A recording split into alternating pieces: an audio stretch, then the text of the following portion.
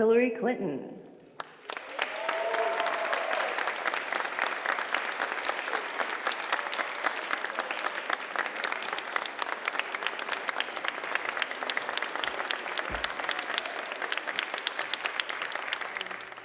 Really excited about being here and talking about these issues, and there were some thank yous that I wanted to do before we get started, if that's okay, Assemblywoman. So I want to thank Patricia Charlton, the Senior Vice President here at the university, and Michael Flores, the Director of Government Affairs, because they welcomed me here today, and I'm so happy this could be arranged here. Thank you both very, very much.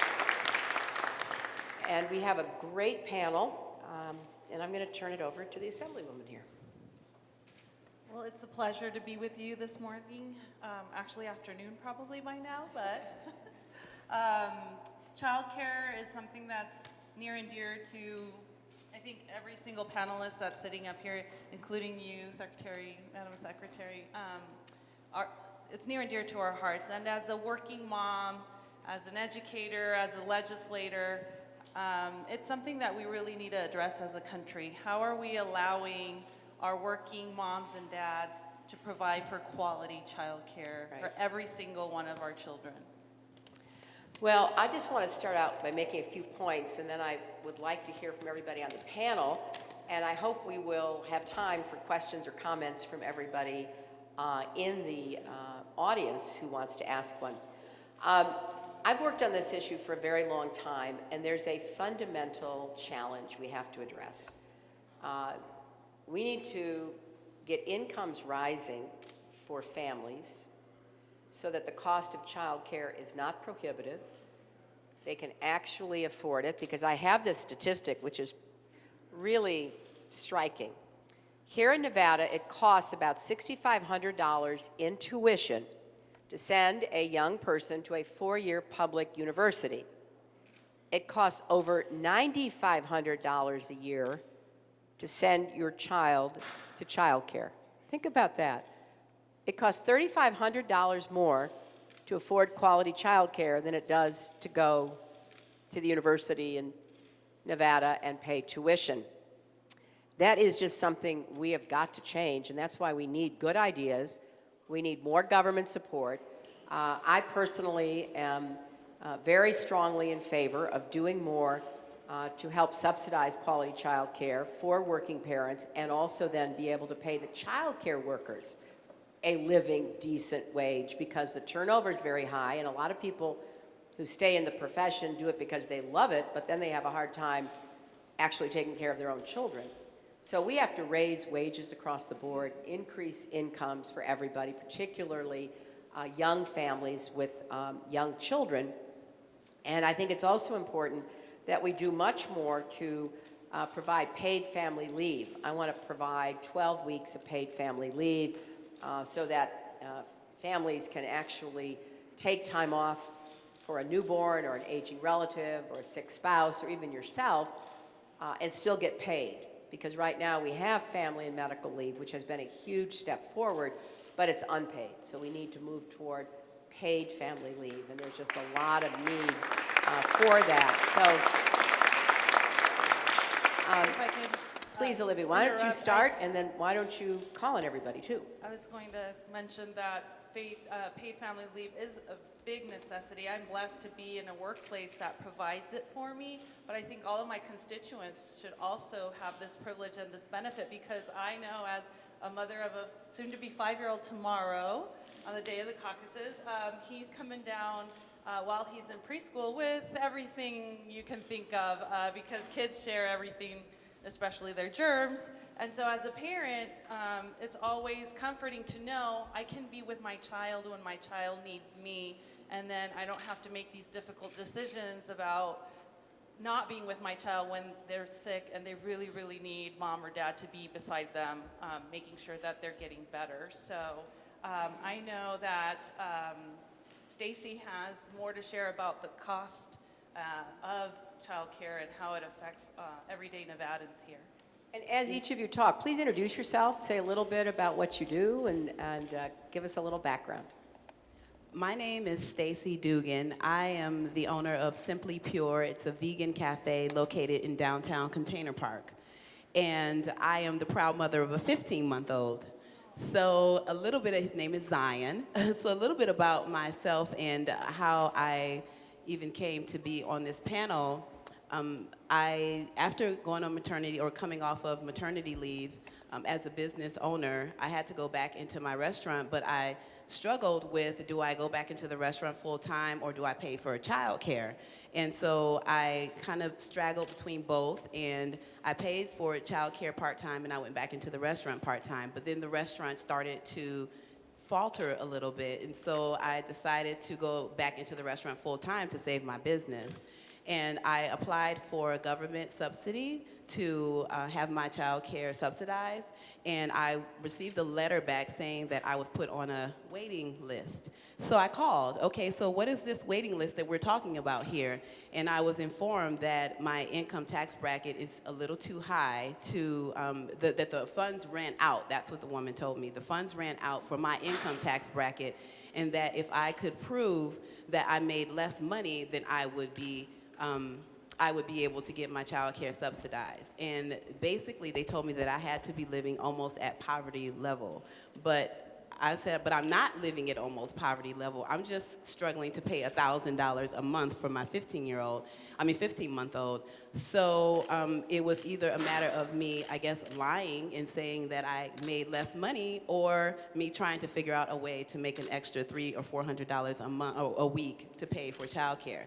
So I decided to just buckle down. I'm a business owner, entrepreneur, single mom, and I'm the only person bringing in the money. And so I decided to go ahead and figure out how to make more money so that I could keep my child in daycare and figure out how to keep my business running as well. So it's been a big issue. So when I was asked to come here, honestly, I think that it was just a message from God, because that has been my biggest struggle and dilemma. And if it hadn't been for my mom, who's sitting back here, hi, Mom. Like, she's my subsidized daycare right now, as many people can probably relate. And so I feel like something really has to be done about this, because I love my business, but I also love my child, and I don't feel like I should have to choose between the two. I want to put a plug for the business. My husband ate there yesterday and said it was absolutely delicious, so maybe we'll get you more business in the process here, Stacey. Janice, what's your experience with the parents that bring their children to your early childhood lab? Well, my name is Janice Fikes-Buncher, and I'm the director of the Early Childhood Education Lab program here at CSN. We have two sites, one at the Charleston campus and one here at the Cheyenne campus. We serve children aged 6 months to 5 years. I've been in the field of early childhood as a teacher and as a director for, well, over 30 years, well over.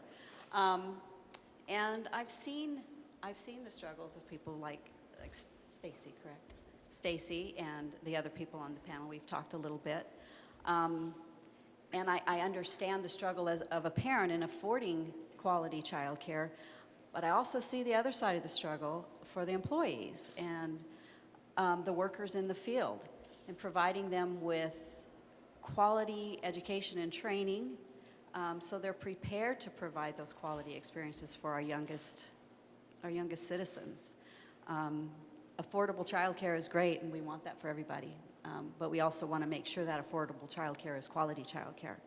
And that's one of the things we do here at the college, is that we provide and prepare our students to go out in the workforce and provide that excellent care.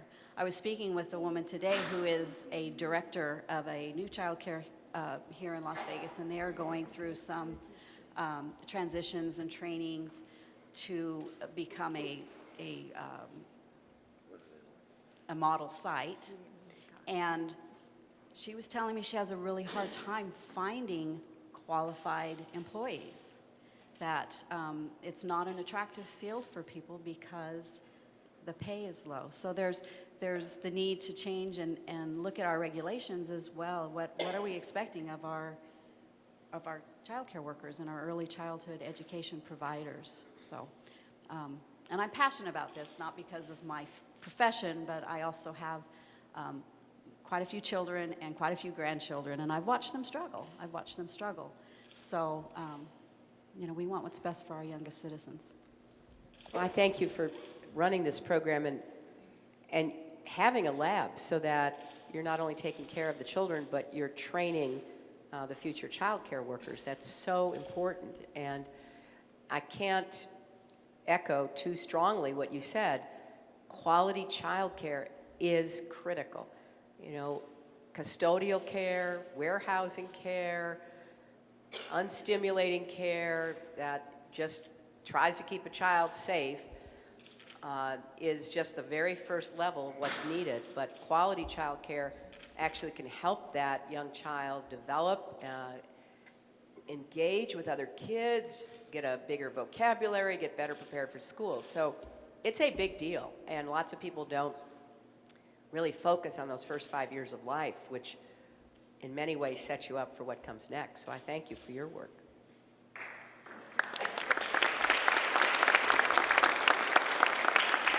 Something else that I want to point out that Janice's lab does is they also train the parents. Not only are they molding the minds of our youth and our future generations that will be the leaders of our country, but she trains the parents and gives parenting classes, because we did not, when we had our child, no one gave us a manual to say, this is how you educate your child to the best of your abilities. And I think that's an awesome asset that a lot of other programs need to emulate as well.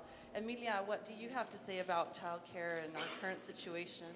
Well, I'm a grandma of a 9-month-old baby. His name is Ezekiel, my first grandbaby, and he's a handful. My daughter right now is struggling to find daycare for him. So my daughter works part-time, and she wants to go back to school.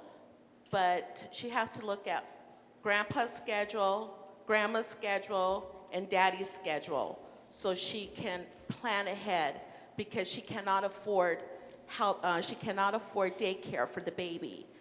And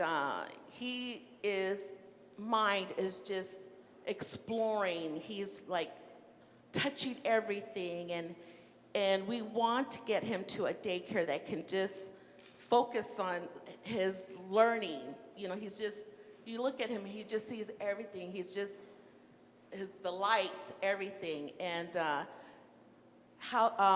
child care should be paid at least a decent wage, because you're leaving your grandchildren, your babies, your sons, your daughters to someone who's going to be taking care of them more half the time that you be taking care of them. And I feel that it's very important for our child care providers to get a decent wage in doing what they do for our children. My grandson, he's just, if you see him, you'll just fall in love with him. Everywhere I take him, they're like, oh, he looks like a little doll. He looks like a little doll. I'm like, no, he's a real live doll. And I just want what's best for him in his future. And my daughter's really struggling, trying to get daycare for my grandbaby. And we look at her schedule, we all try to pull in together. She doesn't have a set schedule. Daddy doesn't have a set schedule. Grandpa doesn't have a set schedule. Thank God I have a set schedule. So this is all new to us. I went through this years ago, 12 years ago, way further.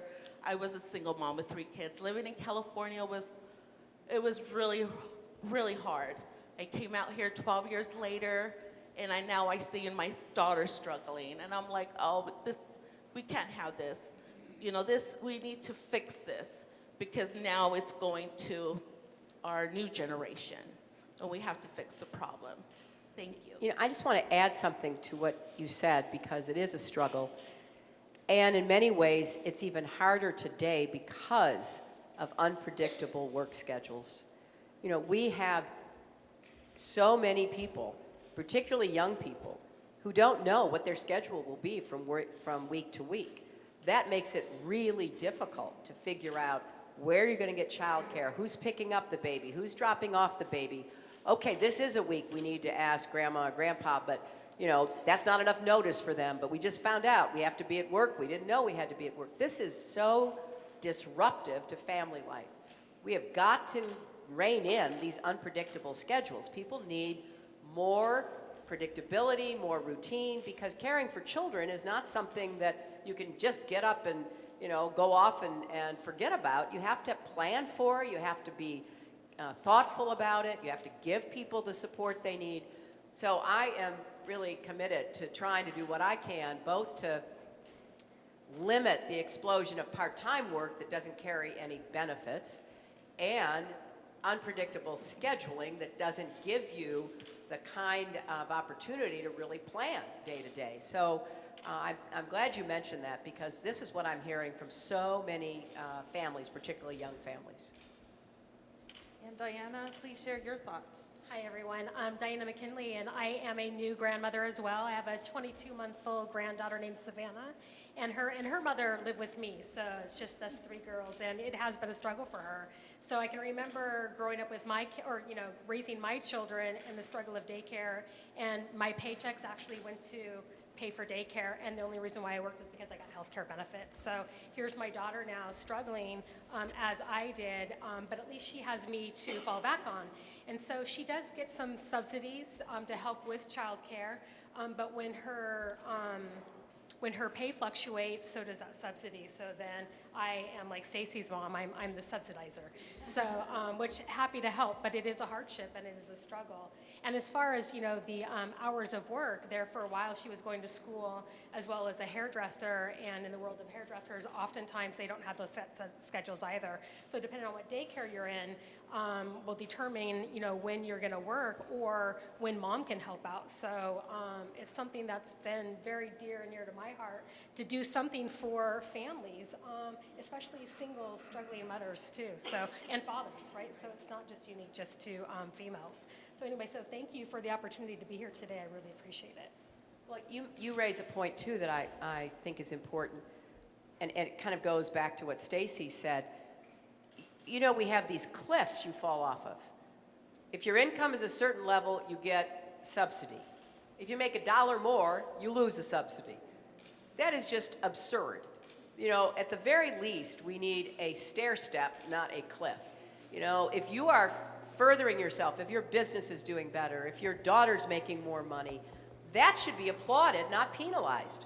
So yes, maybe there can be a gradual decrease over time, but not a total loss of all the subsidies that you've been getting, which enable you to pull it all together and make it work. So I think we have lots of problems that have been surfaced here just from these stories about how difficult it is and how unfair it is and how unpredictable it is to get the kind of affordable quality child care that every child in this country deserves.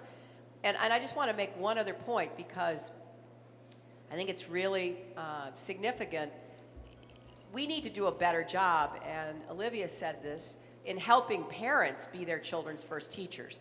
So whatever is happening at childcare, you're supplementing it, you're adding to it. And you know, there is a lot of great programs that don't cost anything. Reading, talking, and singing to your child.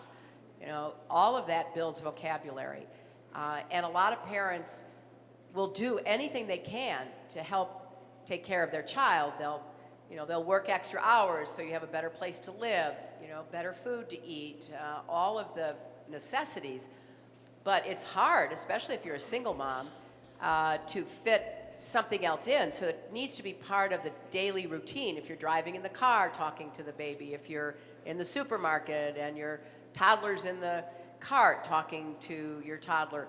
Because all of that literally builds brain cells, and 80% of your brain is physically formed by the age of 3. So all that you're putting in those first 3 years is going to pay big dividends later on.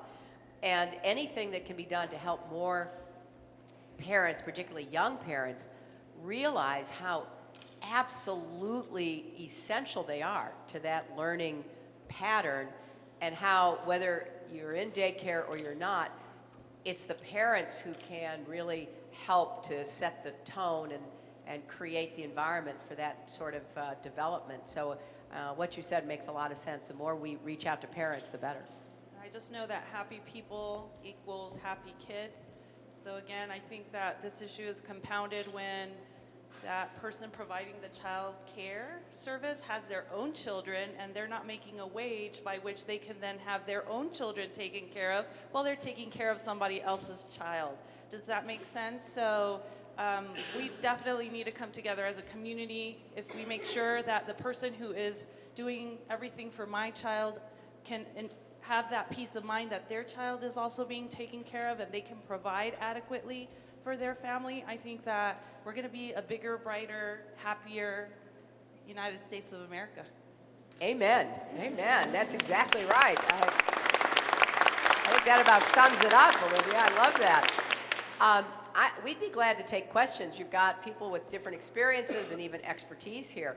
Why don't we start with this lady here? Do we have a microphone? Or yes, I think we do. I think, no, here it is. It's coming around, so yeah, you don't have to. Hi everybody, my name is Munaza. Here you go. Here we go. Here comes your microphone. Okay. Munaza Abbas. Can you hear me? Yes. I'm a teacher, but I left the public school job and I started my own business because I didn't think that I was being more beneficial to the kids being that way who don't want to learn. They make it difficult for other kids to learn. So now I only teach those who really want to learn. So, but my question, not question, but comment is that for daycare, especially in Las Vegas, we need 24-hour daycares because people work around the clock. And I have some adult students who want to come take English classes with me, but then after they come back from work, they have to take care of their children. So unless I let them bring their children with me, that is extra burden for me. So if they can have a economic place where they can leave their kids and feel comfortable with that. Do you have any plan for that? And second thing is would you give benefit to some businesses if they provide on-site daycare? So that will help people. Thank you. Well, you raise a really important point because I know that people work around the clock in Las Vegas. There are people around the country who also work around the clock, but I think it's heavily concentrated here. And I do think more businesses should provide on-site childcare for their employees' children. And a lot of businesses are reluctant to do that because there are insurance issues and regulatory issues and all kinds of obstacles. I want to clear as many of those obstacles away as possible. The federal government can only do so much because much of it is regulated at the state and local level. But at least we can provide incentives for more on-site child care, even if it just starts with, say, emergency child care. You know, you've got to be at work at 11 p.m., then you usually have somebody, you know, maybe your husband is home or your mother comes over to be in the house while the children, they sleep there. But something happens and you have an emergency. I remember those days with Chelsea where, you know, I had to be somewhere for my business. I was a lawyer, and she'd wake up sick, and then the babysitter would be sick because they got each other sick, and then you had to find somebody who would come. So it's even harder when it's late at night. And so I would like to hear, maybe you know, Janice, are there more? I mean, you have a program here. I would like to see every college, 2- and 4-year, have a child care program on campus. I'd love it to be of the quality that you have because it could be a lab, but even if it's not as sophisticated as what you do, and under my college affordability plan, I actually have set aside money to encourage colleges to have more on-site child care because single parents who are trying to get their education are often the ones stretched the farthest, like your daughter, trying to go to school, trying to get child care. Thank goodness, you know, you're there as her backup. But a lot of people can't do that. They don't have that option.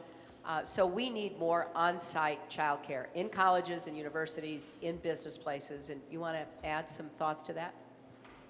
I think most colleges do have some type of on-site child care, and many of them operate labs or they operate just simply to provide child care for the students. It may be often subsidized. It may be free. It may be that they outsource and they bring childcare providers in, a company in to run the childcare facilities. The 24-hour childcare and then late-hour childcares at college campuses is difficult because the need, I mean, I know there is a need for it, but the need is often not as great as we think it is. And so we'll operate, I've seen this happen with colleges. They offer late night childcare or, you know, extended hours childcare, and then it's just not well used because parents will often find grandma, you know, to help or with those types of situations. And when you look at those late nights and those children sleeping outside of their home, most parents really don't want that as their option. It may be, as you said, emergency, you know, some kind of need for some type of respite, but yeah, I don't know if that answered your question. And one thing we haven't mentioned is the extra difficulty that parents with children who have health problems or disabilities face, because that makes the choice of childcare even harder and often more expensive. And sometimes it's hard to find a place that will take your child if that child has some kind of disability or a condition of some sort that requires, you know, some kind of ongoing care during the day, or if it is, you know, a situation where the child has behavioral issues that are a part of the overall health situation. Sometimes autistic kids, for example, you know, you really have to be well-trained and educated to know how best to handle that. So the potential places are even fewer, and the cost is even higher. And I think we have to take that into account, too, as we think about how to help subsidize and provide the care that every child deserves to have. Anybody else? Gentleman back there. Thank you for coming out here. My name is Patrick. I'm a professor of math here at CSN. And I have a question that has to do with productivity in the workplace and with children in school. I'm wondering, there's one time a year, maybe two, that really is hard on me and my children. Would you be willing to consider getting rid of an archaic thing called daylight savings? I'm serious about that. I really am. It just, all it does is it makes it hard one week, and it makes it hard the other time. They're either going to sleep late, they're getting up late. It's just, we no longer have to worry about the sunlight to do our jobs. I just wanted you to consider that. Thank you. I will certainly consider that. I honestly think, maybe I'm forgetting, but you may be the first person in my 20 years of doing this work who's ever asked me that, and I will take a look. I mean, people have talked about it with respect to energy savings and things like that, but getting teenagers up in the morning is hard under any kind of clock, and so let me take that back and think about it.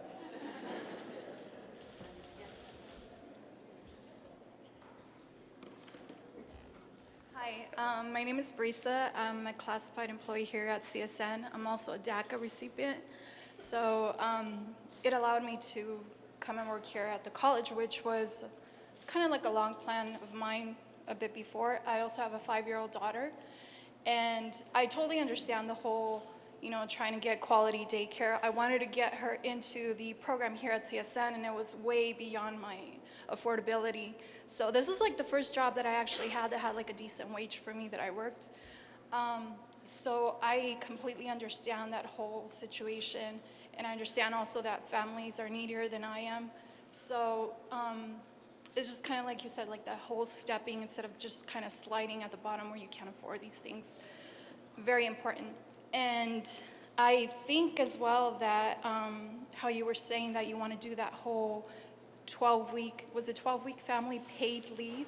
That's also very important. Very fortunate to work at somewhere that does that paid, but I see other friends struggling. And I was wondering, you know, do you think that maybe like a federal law, like a labor law, that at least everybody, no matter where they work at, it should have like, you have to have 5 days at least of paid sick leave. I think everyone should kind of have that right, no matter where they work, if you work at McDonald's or if you work at a college, you know, and I think that's a little bit more feasible. You know, I understand that we have a long way to go before we get to that 12-week paid family leave and things like that. Is there anything? Yes, and that's a great question. I actually do want to have 7 days of paid sick leave because a lot of employees in many different forms of jobs don't have any sick leave, don't have any job protection. They come to work sick, they get everybody else sick, they get sicker. It just doesn't make any sense at all. And so we've got to have the 12-week paid family leave for the kinds of illnesses of you, your spouse, your children, bringing a newborn home. Maybe you take that 12 weeks of family leave to take care of an aging parent, to help move that parent into an assisted living facility. But you need that bulk of time. But you also need the 7 days of earned sick leave, because otherwise we're just not being realistic about what life is like for people and how you can get the help you need, keep your health, be able to be a good contributing employee. You know, all the studies I know say that if you're treated fairly in the workplace, you are a more productive employee.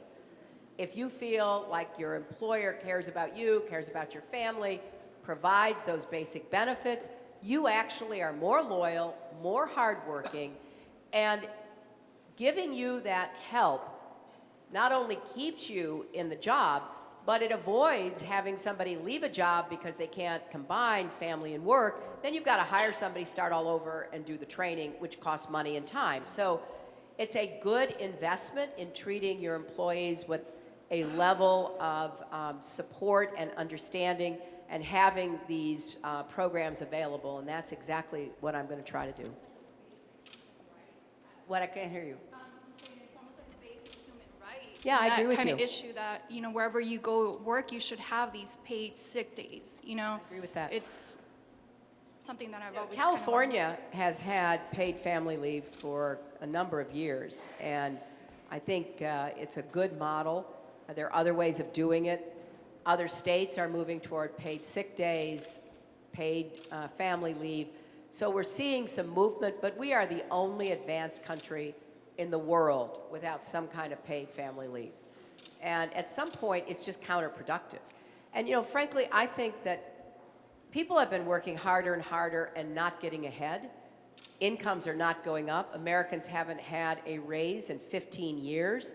And so we're just putting so much pressure on people, which is hard on them themselves, but it's also hard on their children because they have no time. They have no flexibility. They have no predictability. They have no paid leave. They have nothing that enables them to do the job they need to do at home as well as the job they're expected to do in the workplace. And that we're heading toward a huge burnout problem. I mean, the amount of stress that families are dealing with when they don't feel that their work is being rewarded and their incomes reflect that work, we're heading toward a lot of problems that we should be heading off instead of heading toward. Yes, please, everybody, jump in.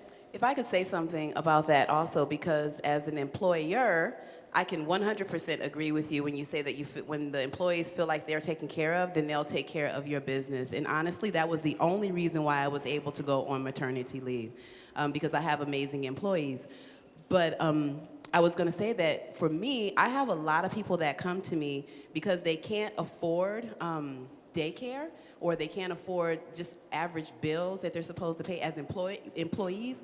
Now they want to come over to the small business. I want to own a business side, but they don't know that there's a whole nother set of expenses that comes with owning a business. And so I know that we relish in the fact that, oh, small business owners, we employ people and we do that, but at the same time, it becomes it seems like business owners make more money, but on paper, but in reality, we take home very little, especially in the beginning. Like my restaurant is only 2.5 years in existence. So if there is something that can be done just to help overall, and what you were saying about other countries, because I did research that. I know in Germany, in London, in other areas, they provide childcare, subsidized childcare up to at least 5 years. And that would just be incredible. And what you were saying about the sliding scale, we could just not just fall off, because that's what the waiting list was, basically a fall off. You know, they kind of tried to, I'm a smart woman, so they were like, hey, the waiting list, but I'm like, the waiting list means that you're not gonna give me the money. So, so, you know, if you could just not, like, I could pay half. You know, I could do that. I could do, you know, 40%, 50%, 60%, but 100% is a bit much. So I appreciate you looking into that. Yes, right there.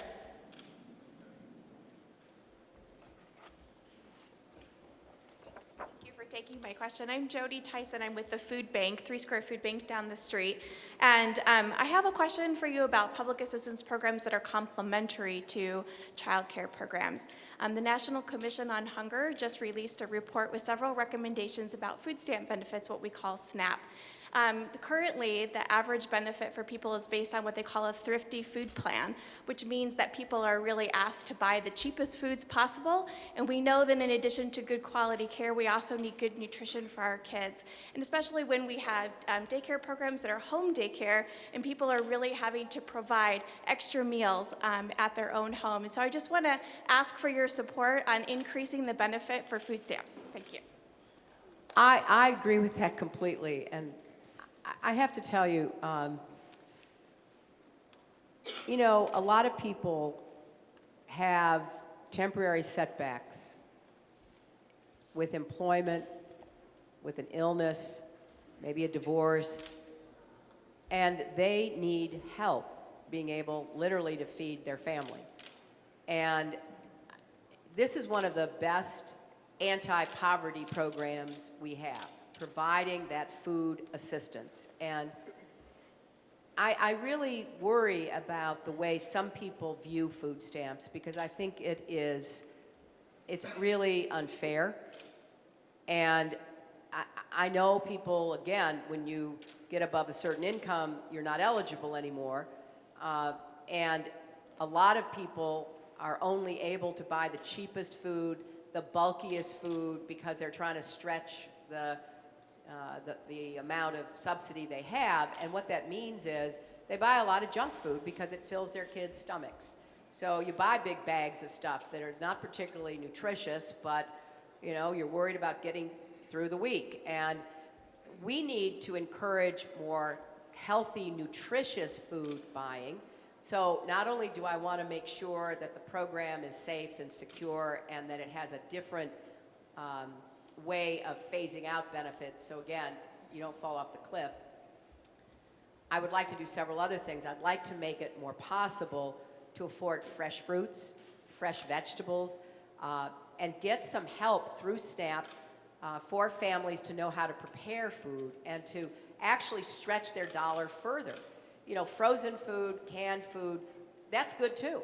You know, canned vegetables, frozen vegetables and fruits, they have a lot of nutrition in them, but a lot of people, you know, don't know what to do with them, and then how to stretch your protein, whether it's beans or some high protein grains, or like quinoa, or whether it can be meat. You know, people need some help, and I think it's important for us to look at how we can provide more help so that they can get better food and know what to do with that for their kids and themselves. But I also think we have a lot of places that have food deserts. In other words, there are not supermarkets even. There are not good places to buy fresh food, and if there are, they're pretty far away. There's not public transit to get to a lot of those places, or you can't afford it when you get there. And you know, I've been doing a lot of work to try to help what's going on in Flint, Michigan, where we've had lead-contaminated water poisoning people, and particularly poisoning the brains and bodies of babies, toddlers, and kids. And lead has a long-lasting, damaging effect on brain development and behavior. And it's not the only place in America where this has happened. There's other places, but this is a perfect example of the government's responsibility because they refused to listen to the people who said, this is brown, smelly water, my baby has a rash, I don't feel good after I drink it, and they kept saying, it's fine, when it wasn't, it was dangerous.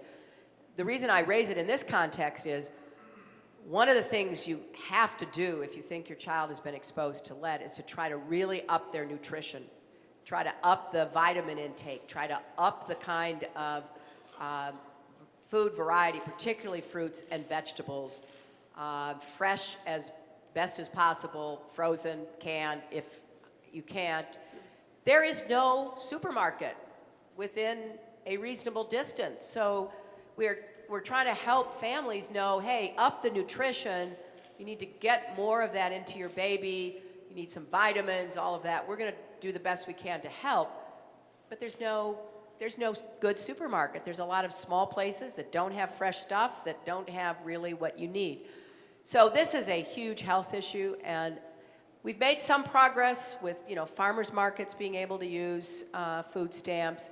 We need to go even further and try to have more locations where you can get fresh food that you can then learn how to provide for your families.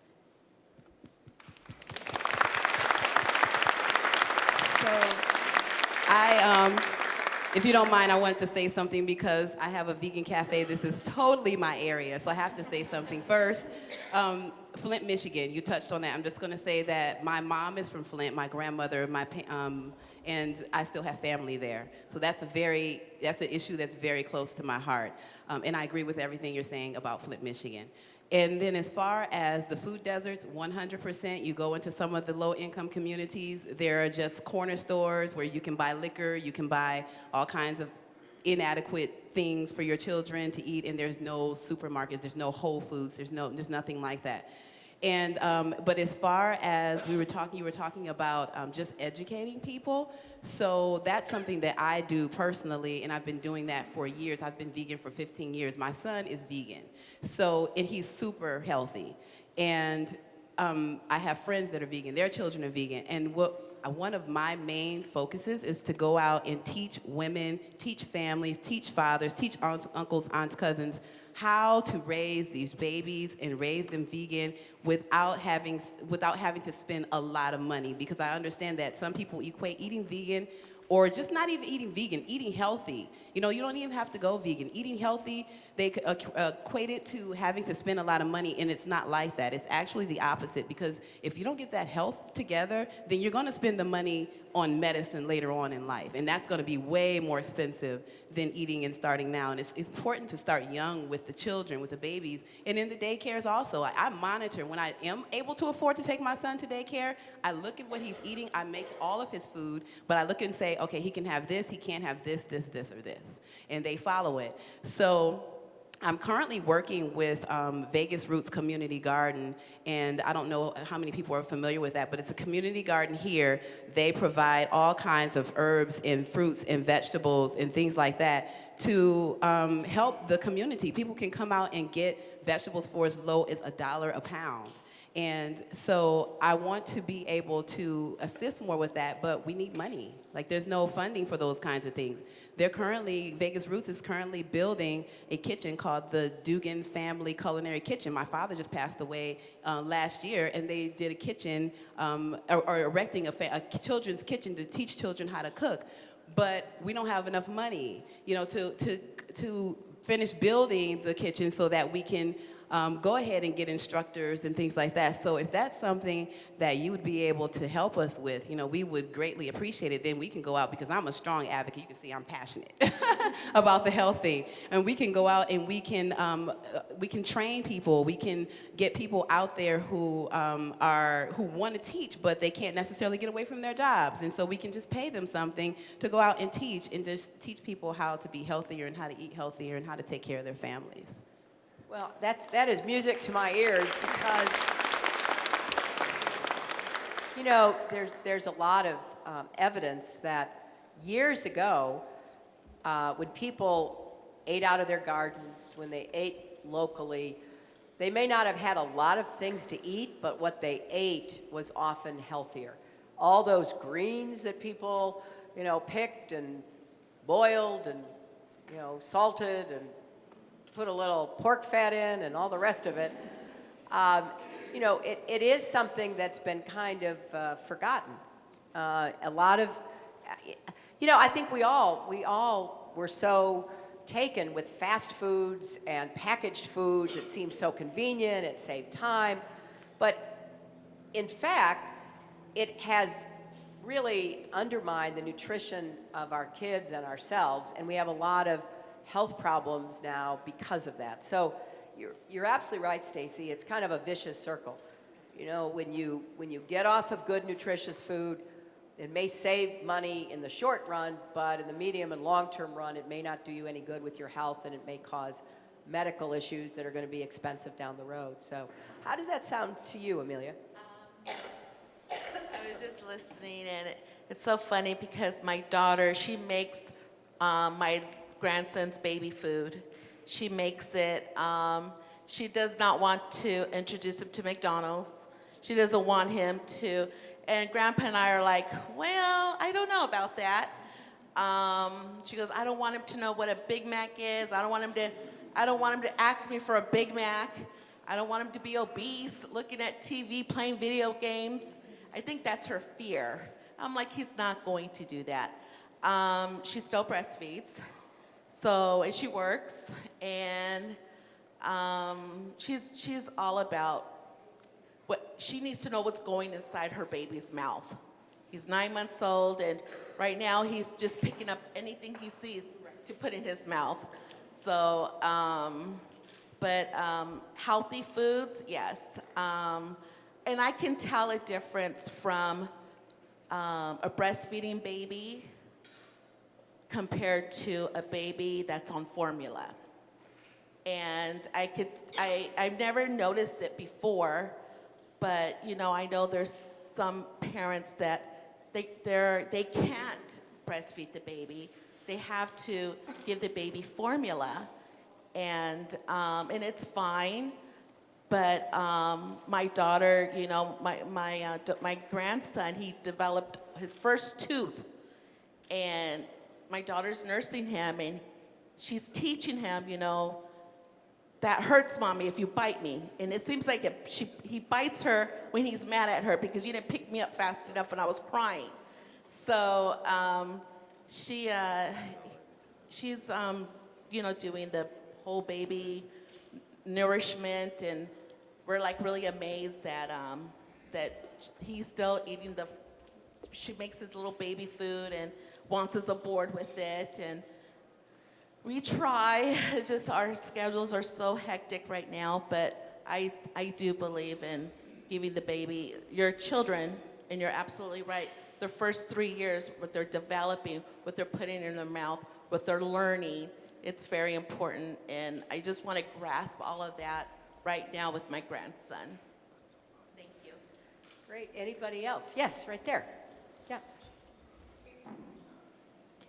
Wasn't expecting to really talk, but I was a child that was raised by a village, so I had really awesome grandmas and aunties and neighbors, and what really ends up happening in those first few years is a connection problem. That's when the foundation is laid for children to connect. We have a big connection problem within our whole country, and if we started right at the beginning, it wouldn't take 30 years for me to learn how to connect. It would have taken me 3. And I think that if we start at the root, it's only going to transfer everywhere. So I just wanted to speak as someone that's been through it, that's lived it, had a mom that worked 3 jobs, and had a really good village, but it could have been better. And I think that's where it should start, and how important those ages are. So thank you, all of you guys. Thank you. Thank you so much. I do think it takes a village to raise a child. I believe that. And we really need to reconstitute the extended family and the village because, raising children is a big job. if the parents are working, if it's a single mom working, the job becomes so tough. And we're just not doing enough to help our young kids get off to the best possible start by providing the support that their families need. I saw some hands going up back there. Oh, good, we got a lot of hands going up back there. Okay, why don't this young woman right there? My name is Roz Brooks, and I am the director of Vegas Roots Community Garden. Thank you for the plug, Stacy. But we have the only urban garden right in the inner city and in the food desert that you talked about. And I just have to share that we have a children's garden club, and the ages, it's called Little Roots. And the ages go from 3 to 12. And I tell you, the parents are so amazed that they have 4- and 5-year-old children that are eating eggplant and eating collards just right off of the vine. They cannot believe it. And you hear it all the time. If kids grow it, they will eat it. I'm telling you, it is truth. They will. I say all the time that there's no way that a child can grow something that's red and it's small and it's getting bigger and bigger and bigger, and then when the tomato is ready to be picked, like they are about to burst at the seams. They are ready to eat it. We are starting Vegas's first, and I'm collaborating with 3 Square, where we are starting Vegas's first mobile pop-up market, pop-up farmers market. And so we will go into those food desert areas, set up tents, set up the tables, the scales, the shopping bags, and we'll stay there for 2 or 3 hours. We're gonna go right into the low-income communities, and they can shop. They can buy fresh, locally grown vegetables. But again, we definitely want the support of the city to be able to do that. And having gardens at daycares, how awesome would that be? The kids are there for 3, 4, 5, 8 hours. You have a garden in the back. We can plant gardens in all of the daycares around here for almost little to nothing. A pack of seeds costs $2. We can fill the yard up. Kids can daily get that exposure to it because that sets the foundation for their educational future. And so while we're, getting money just so it's affordable for the parents, let's also get that fresh food source because we know the two go hand in hand. So thank you very much. Oh, I love that. Thank you so much. And I've got to give a shout out to Michelle Obama because she has done so much to really push the idea of gardens and kids and being part of the food experience, because you're absolutely right. A little kid who sees something grow, like sometimes in schools they have, plant the avocado seed and watch it grow. If you see that, you understand it. Okay, back there. Oh my goodness, I've got time for like one or two more at the most. The lady right there. Yes, second row. Yes, right there. Yes, And then I'll take the gentleman in the red, and that's all, the red shirt. It's all I'll be able to take. I'm sorry. Thank you. My name is Erica Washington, and I am the director of the Make It Work campaign, and we advocate for affordable childcare. So I was just hoping that you could expound a little bit on your plan to make childcare more affordable for hardworking families, and if you think we can get to a point where hardworking families aren't paying more than 10% of their income towards childcare. Well, can you give me your ideas from the project you're involved as to what you think would work best? Well, one of the things I think that works best is raising the child care subsidy dollars. I think if we start there and we have hardworking families and we have hardworking entrepreneurs, if we are giving tax credits as well, I think that's also would be helpful. And I think that collaborating with gardens and other businesses, that also will help. I agree completely. Raising the tax credit, raising the subsidy, we have to do all of that. And if there is a way to put a limit on the percentage of your income that you have to spend on child care, that may be a framework for trying to figure out what does the child subsidy have to be, what does the dependent child tax credit have to be, because we've got to figure out how to make it affordable, and also the other side of the equation, how to give child care workers the pay and benefits they deserve. And that's why I said at the very beginning, that's the dilemma. How do we do both sides of that equation? But I agree, we've got to do both of what you said. Absolutely. Yes, the gentleman right there. Thank you, Madam Secretary. My name is Jason Frierson, and first, as a former DA that represented Child Protective Services, I know the work you've done to protect foster kids, and I wanted to thank you for that work. as it, but I think that work is related to what we're talking about because that's often what happens on the tail end if we don't give parents the tools they need on the front end. Now, I may be sensitive to it because I was one of Assemblywoman Diaz's former colleagues that lost in a low turnout wave last cycle. And so I'm here and I believe that we're here to make sure that you're the next president of the United States.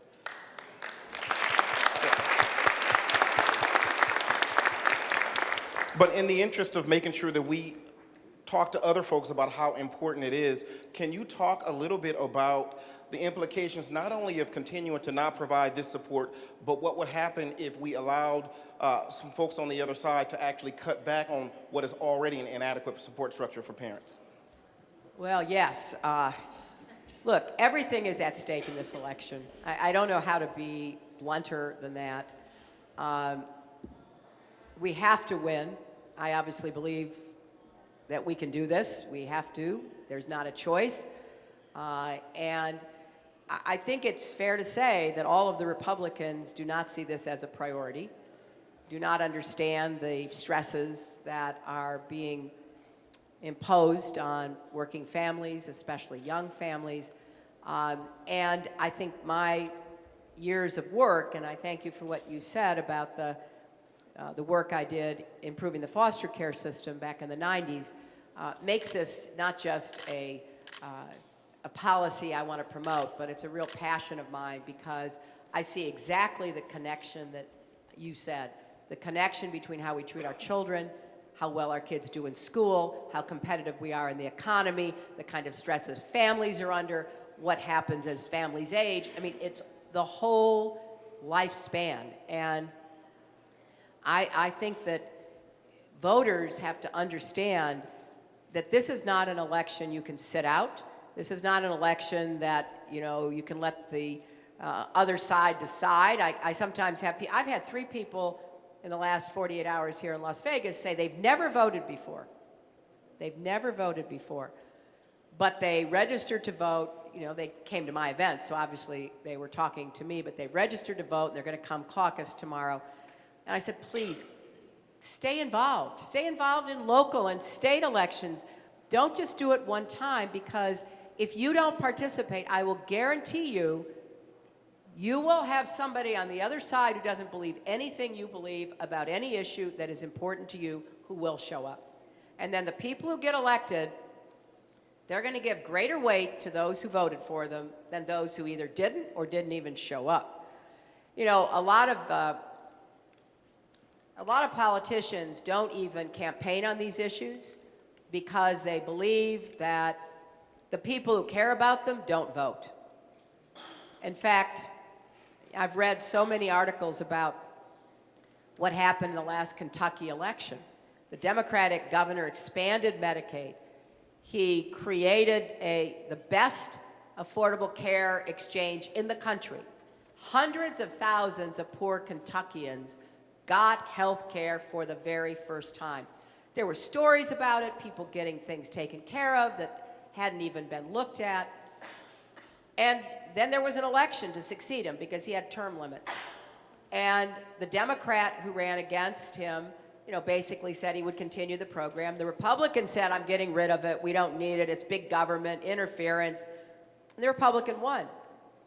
And I thought to myself, hundreds of thousands of people got this benefit for the first time.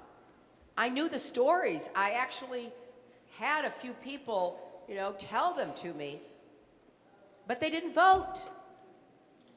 So whether you're talking about child care or health care or the treatment of foster care, reforming criminal justice, whatever the issue is, you have no chance of getting any of it done if we don't elect somebody who actually cares about these issues, will make them a priority, and will fight for them.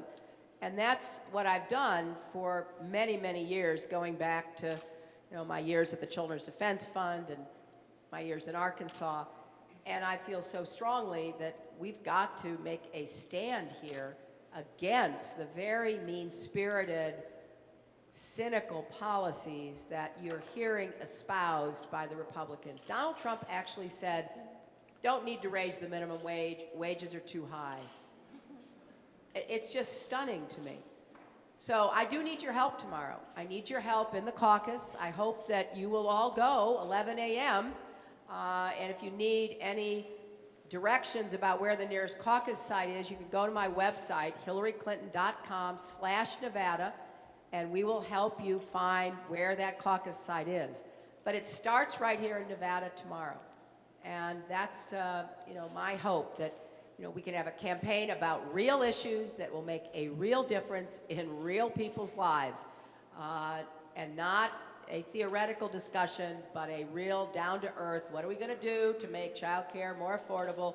What are we going to do to get more good food? What are we going to do about food stamps? What are we going to do about unpredictable schedules? For some people that may be kind of boring, right? Promise the moon, go after everybody. But to me, that's what makes a difference in people's lives. And that's how I judge my public service. Are people better off when I end than when I started? And I want you to hold me accountable on everything we've said today, because I will do my best to deliver, but I need your help tomorrow. Thank you all very much.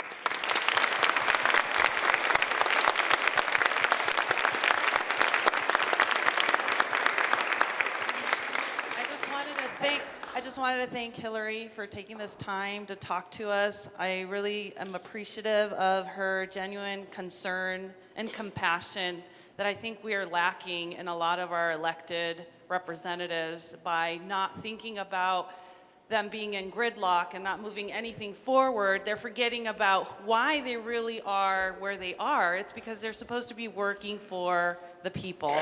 And so I know that Hillary, it's my bilingual brain. I think sometimes code switches on me. Hillary will be that champion for us. Please make sure that you tell everybody. It's super important. My soon-to-be colleague, Jason Frierson, I need your help and support. You need good people. We've been fighting for the state of Nevada to move it forward for decades now. But unfortunately, we're not 50th in education because we've made those strides forward. We're 50th in education because people think that if we continue to do the same things over and over again, we're going to get different results. And that needs to stop. And the change starts with us and making sure that we elect people that can work with your state electeds to give you the best that we can.